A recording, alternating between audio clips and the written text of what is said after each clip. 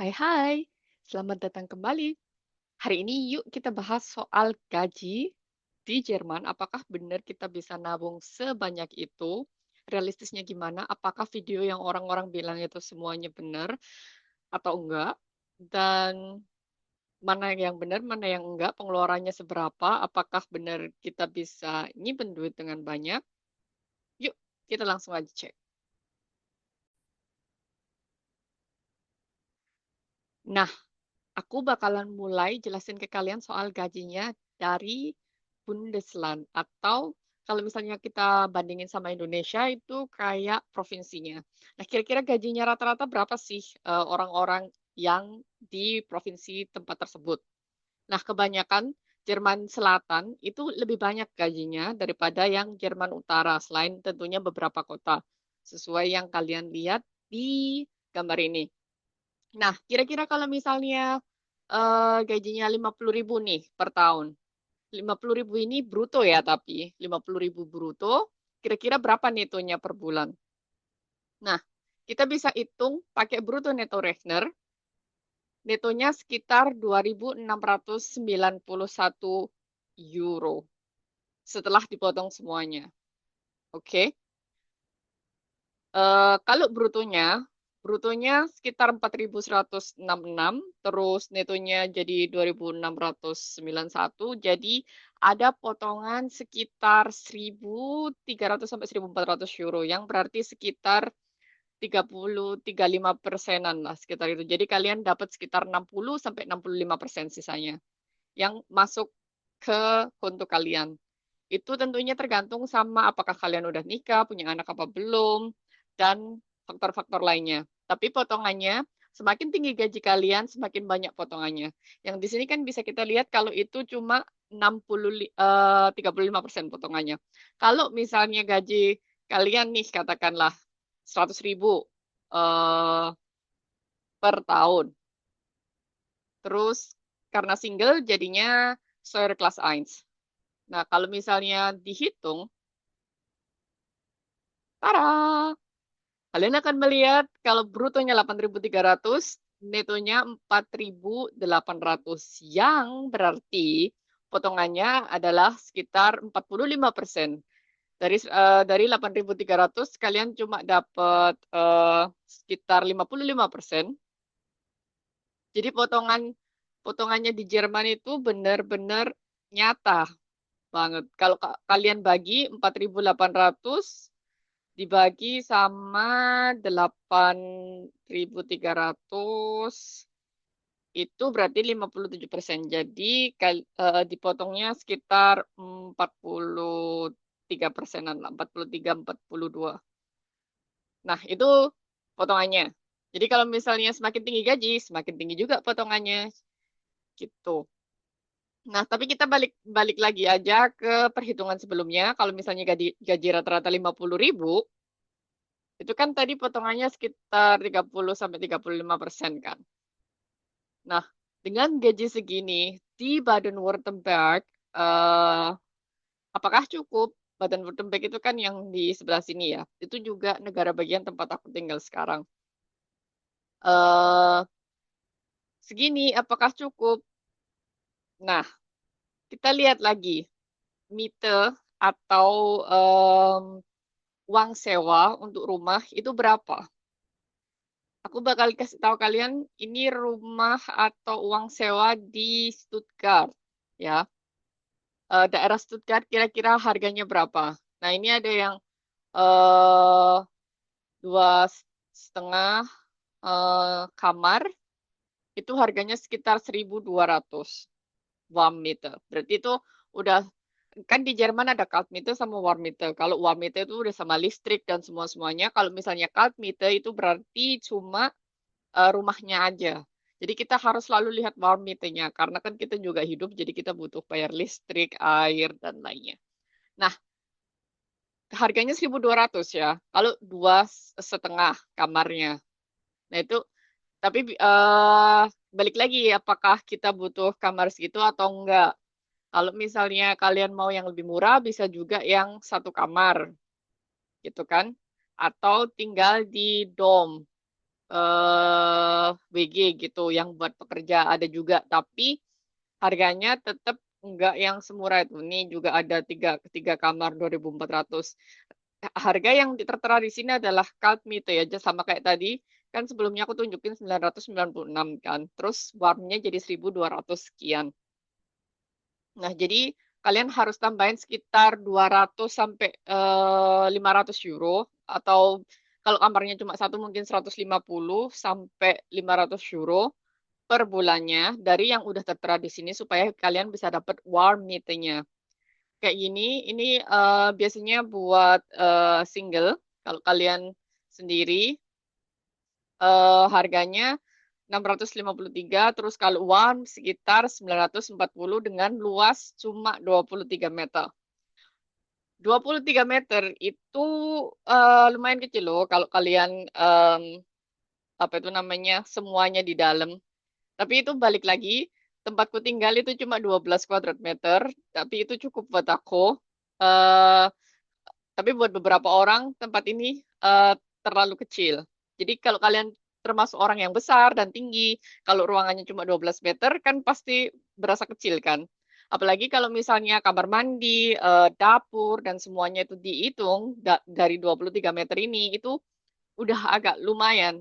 Nah, kita ambil aja gampangannya 940 untuk pengeluaran mitenya ya. Jadi gajinya tadi 2.700 katakanlah supaya kita gampang hitungnya. Terus eh mitenya katakanlah 900. Berarti 900 dari 20.700 kan itu 1/3 kan. Nah, 1/3-nya itu buat rumah. Rata-rata emang sebisa mungkin buat bayar rumah jangan lebih dari 1/3. Kalau lebih kecil lebih bagus, tapi jangan lebih dari 1/3 buat bayar rumah. Kalau gitu kalian nggak bakalan dapat sisa sama sekali, atau bakalan sedikit banget. Terus kan kalian nggak cuma butuh tempat tinggal nih, kalian butuh eh buat makan sehari-hari, buat hangout-hangout, buat bayar lain-lainnya, beli baju atau beli apapun itu yang kalian inginkan. Nah, itu kira-kira berapa per bulan? Buat bayar transportasi juga itu kan penting banget. Ada yang namanya fixed cost sama yang variabel. Kalau yang fix kayak rumah tadi atau asuransi buat bayar telepon rumah, pulsa dan lain-lain. Intinya eh, kalau versi aku yang versi hematnya itu aku per bulan sekitar 600-700 euroan lah. Bergantung pada apa pengeluaran besar di bulan tersebut. Kalau misalnya liburan dan lain-lain kan berarti pengeluarannya lebih banyak lagi tuh. Tapi kalau normal ya sekitar 600-700 euro lah katakanlah. Yang berarti kalau misalnya tadi 900 buat rumah dan katakanlah buat pengeluaran sehari-hari makan, transportasi, asuransi, semua-semuanya lah pokoknya sekitar 700 euro, itu berarti kan udah 900 tambah 700, 1.600 euro. Berarti berapa sisanya? Sisanya bakalan 1.100 euro, ya kan? Nah, pertanyaannya, apakah eh, gehalt atau gaji ini realistis bakalan didapat setiap orang? Tentunya enggak. Kalau misalnya gajinya segini dan kalian masih single, itu masih oke lah. Berarti kan tadi dari perhitungan tadi kalian masih bisa nyimpen sekitar 1.100 euro ya. Tapi kalau misalnya kalian punya anak, punya istri, kan berarti pengeluarannya double nih. Kalau gajinya segini, ya bakalan susah dong. Kayak gitu. Karena kan istrinya juga butuh makan, butuh bayar asuransi, anaknya juga butuh dibawa ke TK atau apapun itu beli Pampers dan lain-lainnya tergantung anaknya umur berapa juga kan. Nah, tentunya tentunya bakalan pengeluarannya lebih banyak lagi. Kalau misalnya nitipin anak ke tempat penitipan tuh, kita kan. Dulu aku kan au pair. Nah, aku tahu banget berapa mereka perlu bayar per bulan di kita. Itu mereka perlu bayar 500 euro untuk nitipin anaknya di kita. 500 euro kalian bayangin. Kalau misalnya gajinya cuma 2.700 yang kerja cuma satu orang dan anaknya perlu ke kita 500 euro. Berarti kan tadi sisa 600 euro itu belum buat makan dan lain-lain. Kan jadinya udah nggak cukup lagi kan. Belum tentu juga yang 600 euro ini cukup. Tadi juga kan kamarnya tapi cuma satu kan kalau kalian yang ini. Kalau kalian sama keluarga berarti kan butuh ruangan yang lebih besar. Ruangan yang lebih besar harganya lebih mahal. Itu sekitar 1.500-an euro lah warmnya. Kalau kalian tinggal sama keluarga dan nyari kamar yang 2 sampai 3 kamar kayak gitu. Nah, kalau begitu berarti kan kalau yang kerja cuma satu orang dan gajinya segini kan pasti bakalan agak pas-pasan kan, seperti itu. Dan ini juga gaji segini itu belum tentu setiap orang bisa dapat gaji segini. Kalau kalian pertama ke Jerman dan kalian kerja jadi Azubi, itu tahun pertama kalian dapat mungkin sekitar katakanlah 1.200 euroan lah tahun pertama bruto. Yang berarti kalau misalnya kalian dikali 12 bulan berarti kan 14.400 tuh. Itu gajinya berapa berapa berarti per bulan? Per bulan kalian cuma dapat 941. 941 ini berarti kan kalian harus benar-benar hemat banget, harus nyari rumah yang harganya cuma 300-400 euro kan. Itu waktu kalian Ausbildung.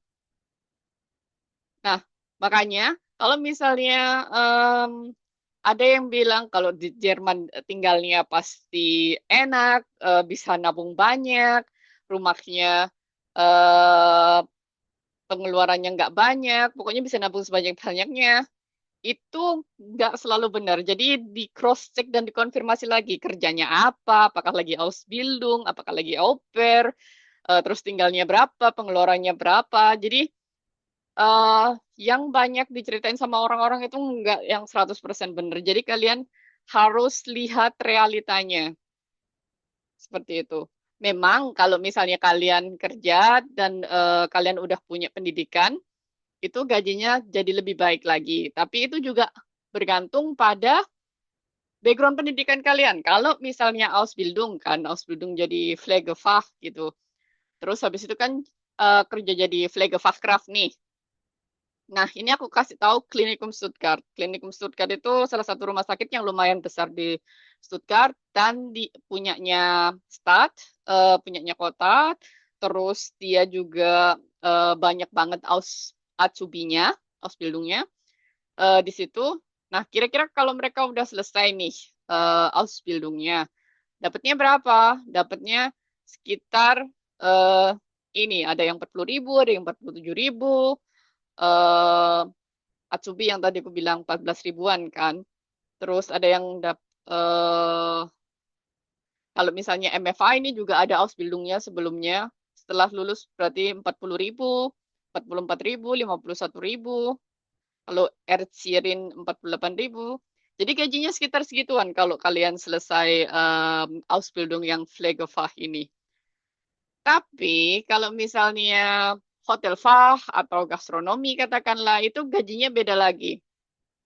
Jadi walaupun gaji rata-rata di Stuttgart itu 50.000 euro, bukan berarti setiap beras itu 50.000 euro karena ada beberapa bagian yang emang gajinya lumayan besar. Misalnya kayak Dell nih kalau jadi analis atau jadi informatik, IT berater, project manager, dan lain-lainnya gajinya sesuai yang kalian lihat